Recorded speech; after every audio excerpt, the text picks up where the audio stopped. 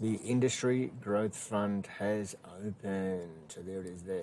So you can get up to $5 million for commercialisation projects. So this is basically accelerating commercialisation and the Entrepreneurs Program rolled into one.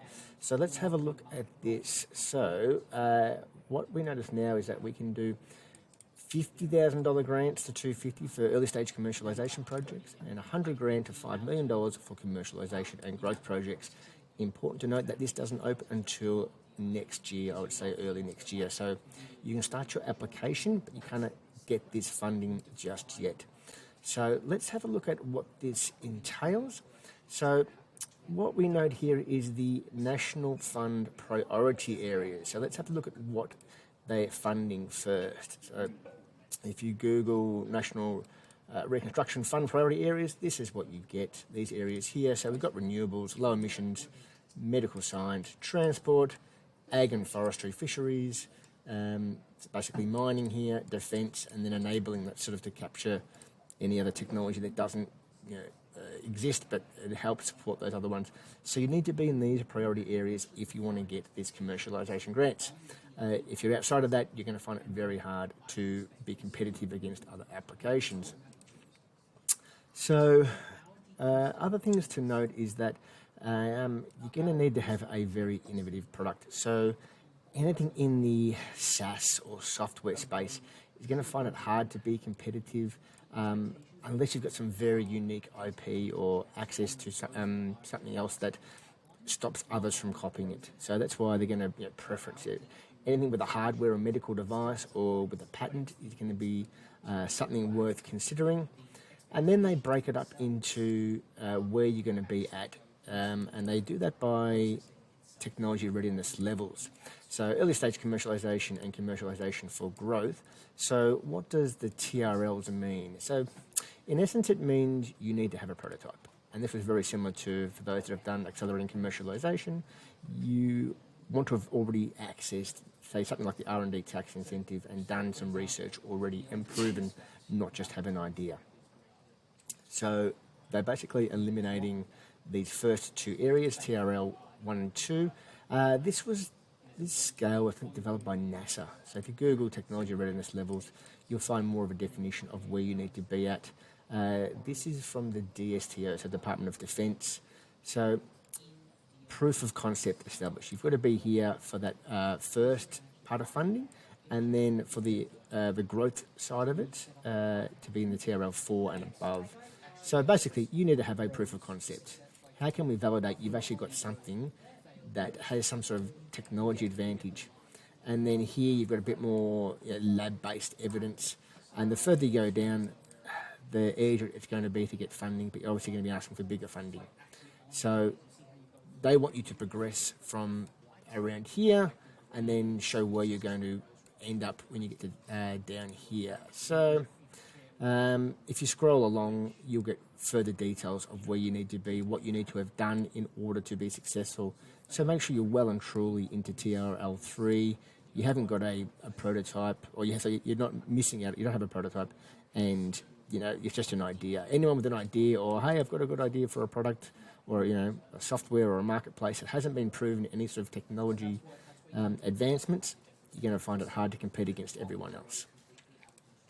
So this is how they define these two areas. So TRL 3 to TRL 6, and then TRL 4 to TRL 9. Now, interesting to note is that they've separated the dollar value here. Now, why would this go to 250 and this one here start at 100? Why wouldn't they just say all the way up? Now, I think what's going to happen here is they're going to give different amounts of funding. So this one here might be 50-50 funding, and this one might be here, will give you a third of the funding. I think that's the way they might go here. That's the reason why they've separated it. That's certainly what I would do. And normally if you've progressed this far along, you've actually got some traction in the market. This is the harder stage for companies to overcome. So this is a bit easier. They've already got access to a lot of funding already. If you're going for a $2.5 million project, you've already got investment on board. So you're a lower risk company, whereas these are a higher risk. And anything else on here, and then there's the NRF priorities. And this is the process that they have. It's an advisory service first. So for those familiar with the Entrepreneurs Program, you go through and you are accepted into the program first. So it's basically like an EOI. They'll probably merge in the manufacturing side of the Entrepreneurs Program into this. And so an advisor will sort of help you with this side of it, the commercialisation, bit of a discussion about where you're at and whether you will be recommended to go to the next stage to apply for the grant or the commercialisation program. In the past, you could just apply, and people would spend a lot of time applying and not actually getting too far along, and just wasting a lot of time. So, and they might refer you to other services. So you need IP assistance. Okay, here's an IP advisor, or recommend to accelerators or other startups, and recommend to investors. And so that's sort of, they're providing advice. And the advisors, if you look on LinkedIn, they may already exist. You may be able to find them already. There is an avenue where you can actually click on and talk to them already. So let's look at eligible entities. Basically for an ABN, you've got GST, and basically not an individual partnership trust. So you really want to have been an existing entity. They describe what a new product is.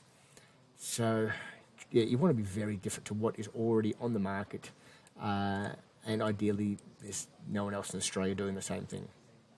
So how they assess applications, 10 working days, and they'll basically appoint an advisor. I've already applied today, and it's been in the system, so I've been contacted.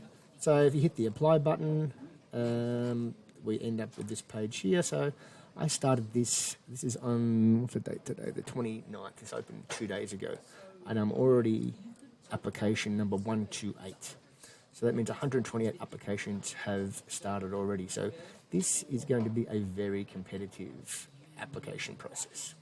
So I'll just run you through the application. So basically start off with your ABN, plug that into the system. That'll come up with your company name, and it'll pre-populate all the information. Are you registered with GST? And then you choose what program you're after, and it's the Industry Growth Program Advisory Service. And they're the questions that we asked before: GST, non-tax exempt, and then you've got to tick here: are you part of the somewhere under 20 mil, and then a part of the priority areas. I mentioned that before. So are you part of the priority areas? Yes. So put in your address. Pretty simple. I want you to put in your revenue figures. So there may be other ways they recommend. So basically over $1 million is a good place to be. It shows you're a going concern, and you've got a few systems and processes and staff and stuff like that set up.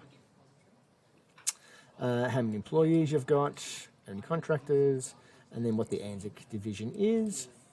Interesting new areas that they've put in here. This has been here for a while, the Indigenous organisations, but there's a new one around women-led, owned and led.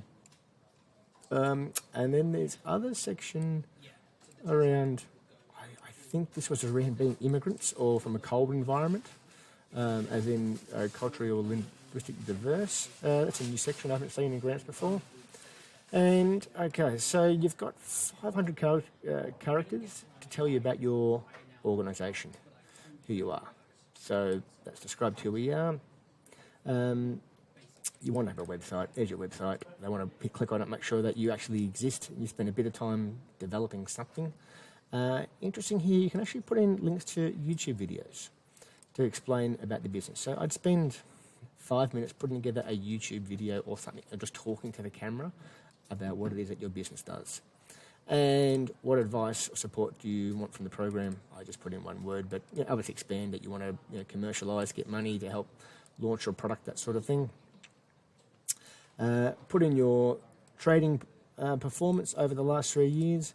These are generally ABS statistics, like for, where's export? Was in one of these, financial year turnover, somewhere there. And then you've got 2,000 characters to describe your product. And this is where you go in for your project. So project is basically where you are at now and where you're going to be after the project. So 2,000 characters, not a lot of characters to play with. That's about 1,500 characters here. And then what stage is your innovative product? This is where they're going to find out what TRL level that you are at to make sure that you can conform to 3 and above or 4 and above, depending on which grant program you're going for. So I've said here, growing up the business, so this is basically TRL 9, I think it is. I chose this one here. And then which are the NRF priority areas that you're going to go for? So I chose enabling capabilities, and you've just described the alignment to that. So go look up how they describe that section, and then relate your project to that NRF priority. So that's another 2,000 characters. That's all you have. If you've spoken to a growth advisor or been recommended to speak to one, that's good. You put that in there. Have a look on LinkedIn or ask your network if they know of anyone. And then we go into finalisation, no conflict of interests. How did you hear about this? Put my name there, that'd be nice if you could do that for me. Did you read the guidelines? Blah, blah, blah, nothing else. Any feedback on the application form? Yeah, I wanted to PDF this, so I couldn't actually PDF it along the way, so I gave them that feedback. So I had to submit, so they're going to get my application. I wasn't planning on doing that. Primary contact details, declaration, and that's it. You are done. So I'm not sure how they're going to assess that. They're going to have a lot to deal with already. 128 started. I don't know whether they've all applied, but they're going to be overwhelmed in this program, so don't expect to be able to start getting commercialisation funding until July. I would allow for July 2024. So good luck with your applications. Reach out if you need any assistance.